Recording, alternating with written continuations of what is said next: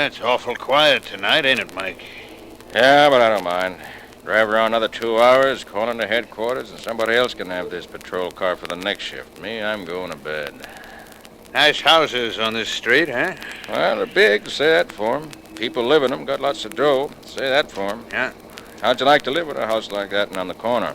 Yeah, not bad. Afraid Maggie wouldn't like it, though. Too many rooms to clean. Ah, she wouldn't have to worry about that. Servants, pal. She'd have to have a mess of servants. Yeah, you don't know Maggie. She wants to do everything herself. I never saw anything like Hey, it. Eddie, look. Where? Coming out of that big house we just passed. 2 guys. They're shoving guns in their pockets. Stop this heap. We're getting out. Right. Come on. Right with you, Mike. Get your gun out. Looks like we're in for a little action. Hey, you two, stop! Stop or we'll shoot! They aren't stopping. Let's let them have it. Right. Yeah, they got the same idea first. See how they like it. They're only half a block away. We'll grab them, Eddie. Won't have to grab both of them. One of them's hit. Look, he's staggering. Yeah, but look at the other guy. He's got his gun against his buddy. Hey, don't! He shot his own pal. How I'd like this shot to get him. My turn. We're both missed. He makes that car that's parked there was sunk. Well, he's made it all right. And there he goes. All right, let's go back and get our crate. We can chase him. Now, let's take a look at this buddy of the guy got away. He's done for. Through. Take a look. Ever seen him before? Nope. Oh, get the people starting to come around. All right, everybody, get back. Go on home. Go to bed. Take a look for identification, Eddie. Right. All right, look, everybody. Nothing's going on. The show's over. Go on. Get back to bed. Get back to bed, will you? Hey, Mike. Yeah? We got a real mystery on our hands. First 2 guys stick up a place, then one of them kills the other guy, and look what I found in the other one's pocket. A piece of paper. All it's got on it is 2 words. Live on. Now, what's that mean?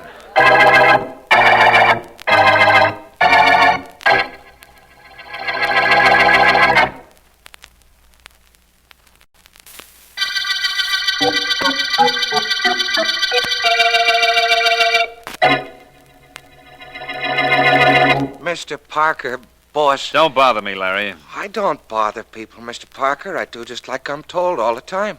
All the time. Well, do what you're told. I told you not to bother me. You sore at me, boss? Sore at me? Of course not, Larry. I'm just trying to work out some instructions for our next job. Matter of fact, I'm very pleased with you. Oh, thanks, You boss. did very well last night, robbing the Hilton home and shooting Joe when the cops hit him. I'm glad you liked it, Mr. Parker. Joe would have started talking if the cops grabbed him alive. He was hit in the leg and couldn't keep going, so I knocked him off. I done right. You most certainly did. Now, just hold everything momentarily, Larry. I'm not sending you on the next job. I've got other friends, you know. Oh, sure, I know, but ain't the cops got your phone tapped? That's what you said. Well, they suspect I'm in back of these private home holdups, Larry, but they can't prove anything.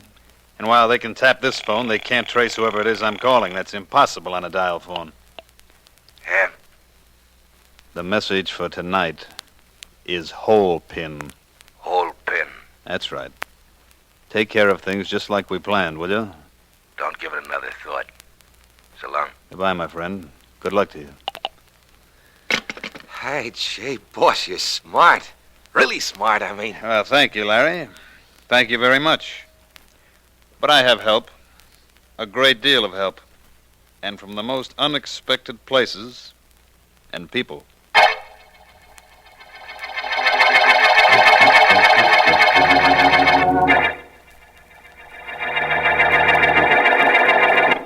And then, Mr. Vance, the paper goes on to say that the robber who killed his accomplice is being sought by the police. We expect to make an arrest shortly. Oh, that's right, Mr. Vance. How did you know? Oh, I'm smart, Miss Williams. Didn't you know? Gosh, Mr. Vance, I've only been working for you for 3 months. You can't expect a girl to know everything in 3 months. No, I guess not. I think, though, that... Miss Williams, Vance. Oh, hello, Mr. Well, Markham. hello, Markham.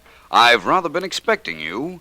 Miss Williams was just telling me about the mysterious message found in the dead hold-up man's pocket. That's why I'm here, Vance. I'd like to talk to you about the whole thing, if I may. Well, come right into my private office, Markham. Can't have the district attorney of our fair city flaunting a furrowed forehead to the world at large. Gives the town a bad name. In here, please. Thank you, but I'm not worrying about this town getting a bad name. I'm worrying about someone giving me a rather bad time. Sit down, Markham, please. And let's have your problem. Right, Vance. As you must know, there have been quite a few hold-ups of fashionable parties in the past few months. Yes, I've read about them. In fact, you and I have discussed them from time to time. Casually, of course. But you mentioned the police suspect of Mr. Edward Parker. We do, but Parker's clever. He has 2 or 3 stooges he sends out on the jobs. But let's take that robbery last night up on 58th Street.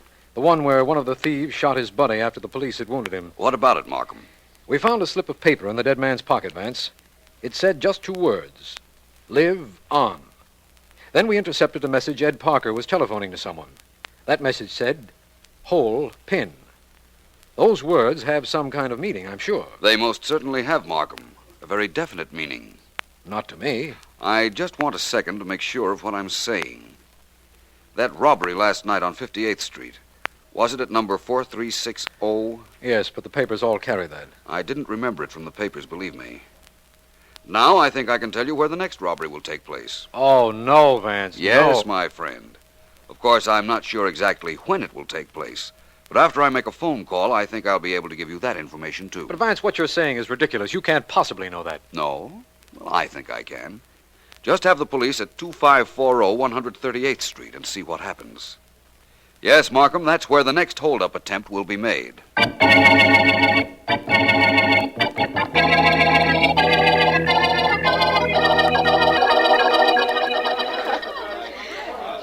so happy you're having a good time, Mr. Davis.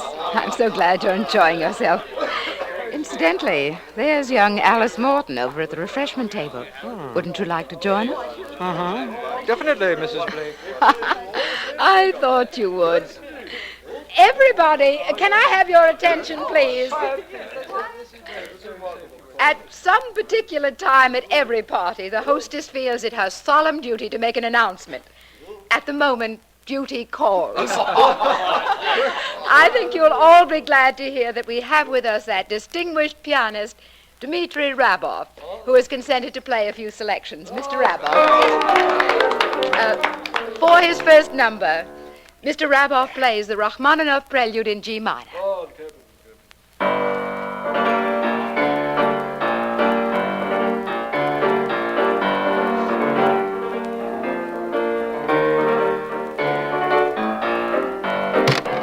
Okay, you at the piano, hold it! Everybody stay still and nobody move. There's a stick-up. Lock the door, Jimmy. Cut that out, lady. Cut it out or you'll never do no screaming no more. And don't none of you guys get brave all of a sudden. All of you got too much jewelry on. My friend here's got a big bag he's going to put in the center of the floor. Go ahead, Jimmy, out. Now. That's it.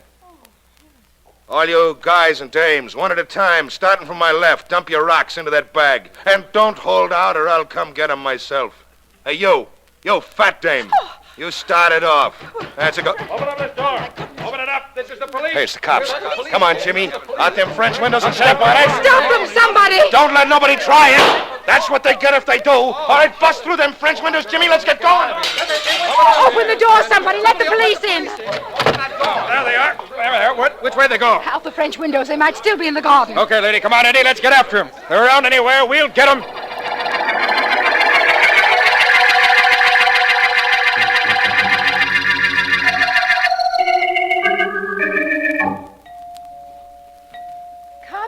Coming. Yes? How do you do? I'm Philo Vance. You're Mrs. Blake? Yes, I am. Please come in, both of you. This is District Attorney Markham, Mrs. Blake. How do you do? How do you do?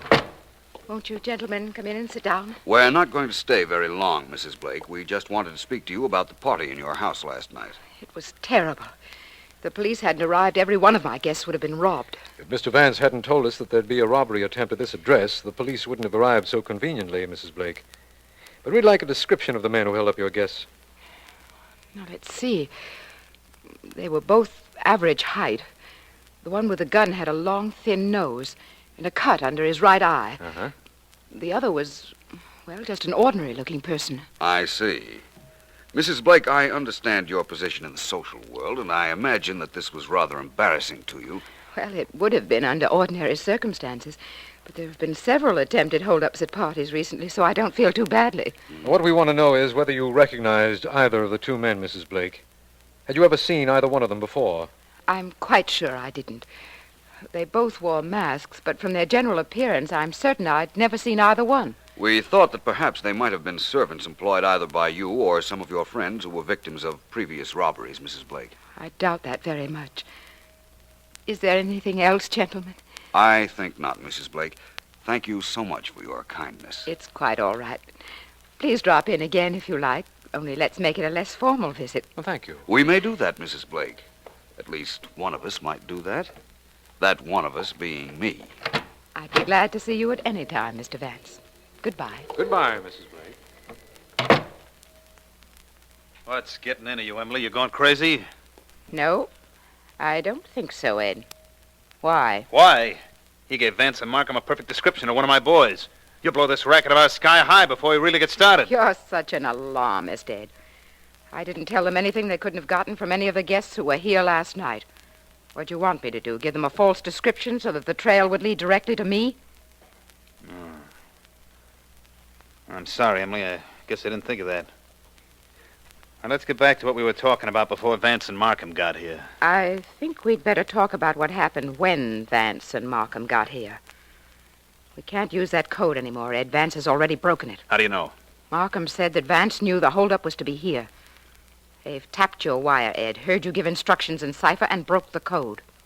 That Vance is too smart. Maybe I ought to take care of him. Maybe you shouldn't have started with him. How'd I know he'd be called in on this case?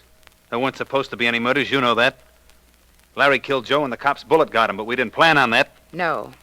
But in order to be successful at anything, Ed, it's well to be prepared for emergencies. Nothing ever goes entirely according to plan. Well, our next job ought to. Where's it going to be? Let me see. I have the invitation right here in my desk. Mr. and Mrs. Cornelius Worthington request a pleasure. Let me see. Tomorrow night. That's it, tomorrow night at the Worthington home. And if I know Celia Worthington, she'll have everybody who means anything in this town at her house. Good. This time we don't fool around with codes or with anything else. This time I do the job myself.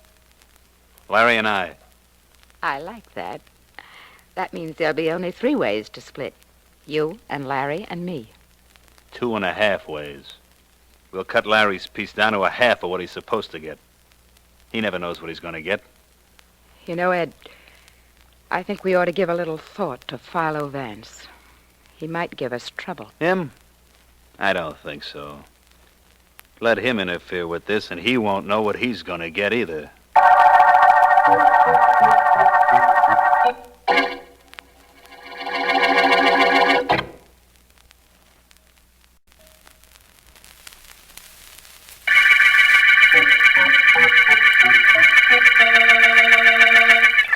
This is District Attorney Markham. The Cipher murder case opened with the shooting of a hold-up man by his own accomplice. In the dead man's pocket was found a code message which Vance succeeded in breaking down, to such an extent that when I told him we had tapped the telephone wire of a Mr. Ed Parker and heard him say, "hole pin," Vance immediately gave the address of the next hold-up attempt. We were able to thwart that effort as a consequence, but had no idea whether the gang intended to strike again. It is for this reason that I'm calling on Vance, whom I expect to find in his office. Vance, where are you? In my private office, Markham. Come right in. I'm on the way. How are you today, Vance? Very well, which apparently is more than I can say for you. What's bothering you, Markham? This Cipher case, Vance. We've continued to tap Ed Parker's phone, but we've gotten nothing from him that even resembles a code. I didn't imagine you would. You think he knows we've succeeded in figuring out his code? I'm reasonably certain of that. Just because the police broke up that holdup at Mrs. Blake's the other night? That's only one reason, Markham. But the others aren't to be discussed right now. Vance, you know the police broke that code Parker used. It took them some time. Yet you figured it in less than a minute. I'll explain that to you, Markham, but not now. Right now, I'm wondering where that holdup mob will hit next, and how I can find out. Well, they seem to be concentrating on gatherings of the elite. Strictly social stuff. Really? Well, then the chances are that Mrs. Emily Blake would be invited to the next affair. And she did invite me to call on her, remember, Markham? Yes. I think I'll accept that invitation, my friend.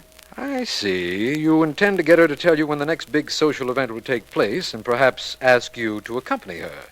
Vance, you're a very resourceful man. That isn't the only reason I'm doing it, Markham. Don't forget, Mrs. Blake is a very charming woman.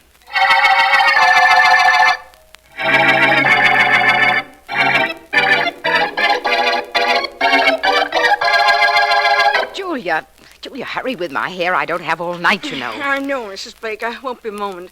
I've laid out all your jewelry on the dressing table. You can be ready in a moment after I get finished. Well, then hurry up and get finished, why don't you? I'll get that myself. You stand in back of me and finish my hair while I'm talking. Very well, madame. Hello? Emily, this is Cornelius Worthington. Cornelius! Don't tell me I'm that late that you called to find out what was delaying me. No, not quite. Emily, dear, there's a change in plans about the party tonight. Oh? Yes, one of the children's ill, and they've quarantined our house. Oh, how dreadful, Corny. We called the Applebys, and they're going to have our party at their house. Come there, won't you? I've got a dozen people to call, so I've got to cut this short. The Applebys are at 651. 651? 131st Street. 131st Street. You don't mind, Emily? Oh, it's perfectly all right, Corny. I understand. Toodaloo. Oh, I'm finished, Mrs. Blake. Oh, good. Now, hand me that telephone. Yes, ma'am. Oh, wait. There's someone at the door. Here, call this number and just give them this message. The message is Bop Pip. Bop, Pip? Yes, do it right away, will you? I'll get that door myself. I'll do it, but I don't know what I'm doing. Coming. Good evening. Please come in. Good evening, Mrs. Blake. Why, you're staring at me. Is anything wrong? Is it the white tie or the topper? It isn't either, Mr. Vance. Only you seem to look as if you belonged in a white tie. That's rather strange attire for a private investigator, isn't it? Yes, but at the moment I'm not working at my chosen profession. You did invite me to call, didn't you? Why, yes. But I'm going out tonight. I thought you might be, hence these evening clothes. May I go with you? Well, why not? Thank you. By the way, Mrs. Blake, you look quite charming. Thank you. My wrap, Vance, it's over by the chair. Of course. Here you are. Beautiful shoulders, Mrs. Blake. Beautiful. I'm going to run out of thank yous. But I warn you, it'll be long after you run out of compliments. Perhaps. Where are we going, or shouldn't I ask? We're going to a party. Oh? It was supposed to be held at the Worthingtons, but it's over at the Applebys. That won't bother you any. We're still going. Of course. It won't bother me any. Shall we go?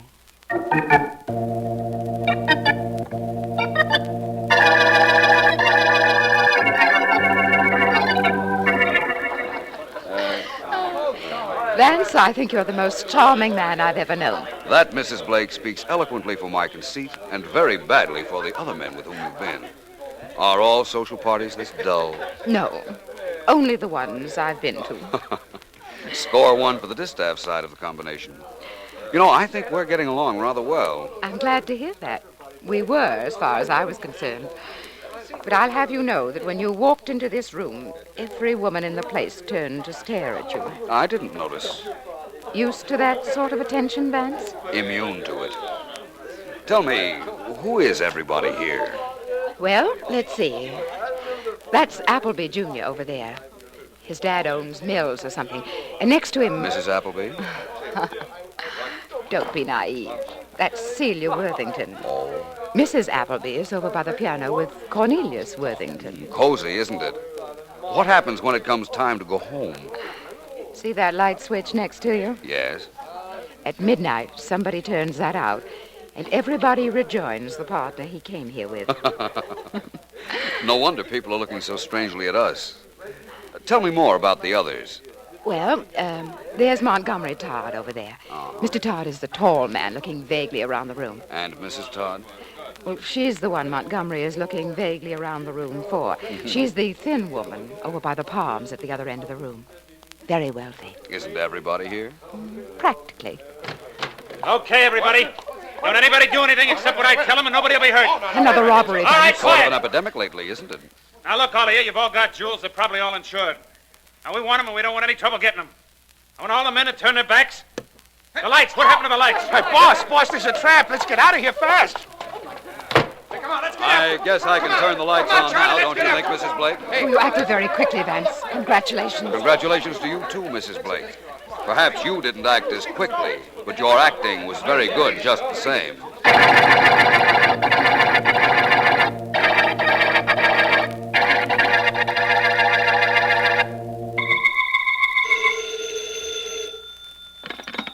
Markham speaking. Markham, this is Vance. I've just left Mrs. Blake. The party we were going to switched addresses at the last moment. Yes, I know. My men found only servants home when they went to cover the Worthington house. 2 men just tried to hold up the guests at this party, Markham. I slipped away to call you and report. Oh, glad you did. Sergeant Heath found out where the party was. He just called in to say he picked up 2 men who were fleeing from the Appleby mansion. Come on down here, Vance. I'll have them here in a few moments. I'll be there, Markham, and I'll bring Mrs. Blake with me. I'm quite sure she can supply all the identification we need.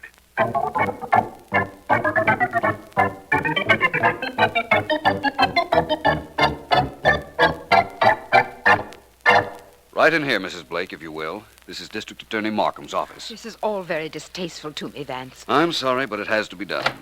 Please come in. All right. Just a moment, please. Just a moment. Hello, Vance. Glad you're here. Good evening, Mrs. Blake. Hello, Mr. Markham. Mrs. Blake, we picked up these 2 men as they were running from the Appleby house an hour ago. Can you identify them as the men who tried to hold up the guests of the party? Well, no. No, I can't. They're the men who tried to hold up tonight's party, Markham. I recognize them. Thank you, Vance. I guess that's all we need. We can take them in and break up the mob that's been preying at society functions. Do you have all of the mob members, Markham? We have Parker here. He's the one whose phone we had tapped. And Larry Dayton, that's the short individual in the corner there. We think he's Parker's number 1 helper. There may be 1 or 2 others, but we'll get them. I'm quite sure you will. You might as well have everyone connected with the thefts, Markham.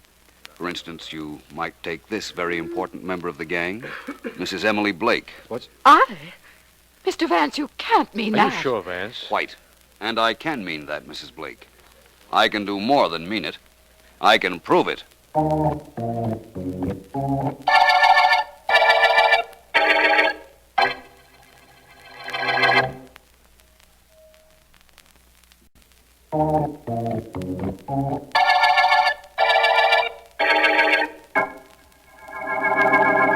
I'd like nothing better than to relax at the end of a case, Vance, but we've gotten confessions from Mrs. Blake and Ed Parker, and I'm still not relaxed. Markham, what's the trouble?